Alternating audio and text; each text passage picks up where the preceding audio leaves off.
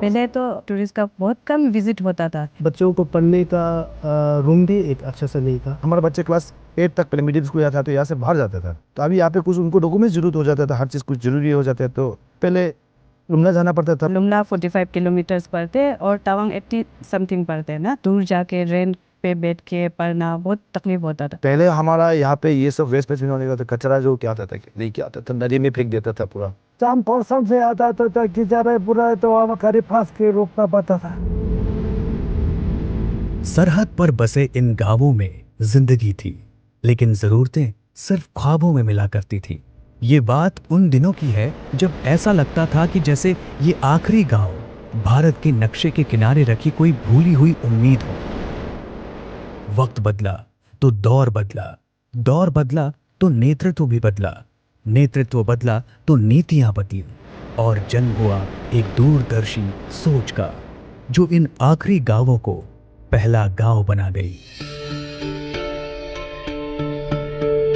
जब से vibrant village programme start हुआ था, तो सबसे पहले तो हमारा ये कैफ़े जो रन करने में इंडियन आर्मी का बहुत बड़ा योगदान रहा है ना। उन्होंने ही हमें ये कैफ़े को अंडर वाइब्रेंट विलेज पे दिलवाया है, और उन्होंने ही हमें बेकिंग और कुकिंग का क्लासेस भी प्रोवाइड किया है। 20 में 2022 को ये दीनदयाल स्कीम का बारे में सुना, मतलब ऐसे सुना कि ऐसे कुछ स्कीम है, तो होम स्टे का है, तो मैंने इसलिए अप्लाई करके देखा, तो प्रेजेंटेशन वगैरह सब कुछ दिया तो मिल गया। इसलिए अभी देखा जाए तो बहुत ही अच्छा है। जब से ये वाइब्रेंट विलेज प्रोग्राम स्टार्ट हुआ है ना, तब से मतलब टूरिस्ट विजिट भी आना शुरू हो गया है। इंटरनेट भी 2023 से चालू हुआ, तो ये इंटरनेट चालू होने का बाद यहाँ पे टूरिज्म और भी आ रहा है, क्योंकि आजकल तो पूरा ऑनलाइन है ना। जब वो लोग फूड के लिए आते हैं तो हमारा इनकम भी अच्छा से हो जाता है ना।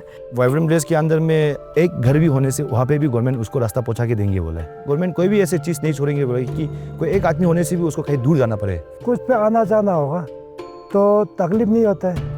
जैसे काचा रोड ऐसे तो उसमें तो अपना घर से फकर में आता तो तकलीफ होता है, पुटरपुरी लोग जाने में तकलीफ होता है, जैसे बीमारी लेके जाने में तकलीफ होता है। अभी थोड़ा जो रास्ता ठीक है तो कोई भी अभी पुटरपुरी हो, बीमार भी हो, तो जाने में तो थोड़ा आराम लगता है, वही फर्क है।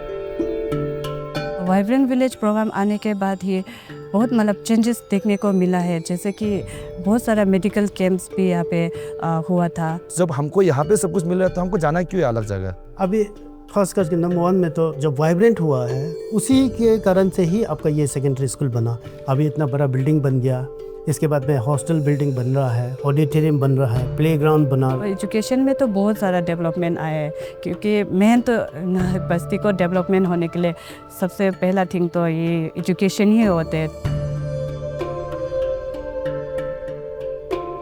वेस्ट बैंक है हमारे कैफ़े के बगल में ही है वेस्ट बैंक, जहाँ पे हमारा जिमीथांग के सारे वेस्ट को वहाँ पे जमा करके सेग्रीगेट करके रिसाइकल के लिए बेचने का प्लानिंग है।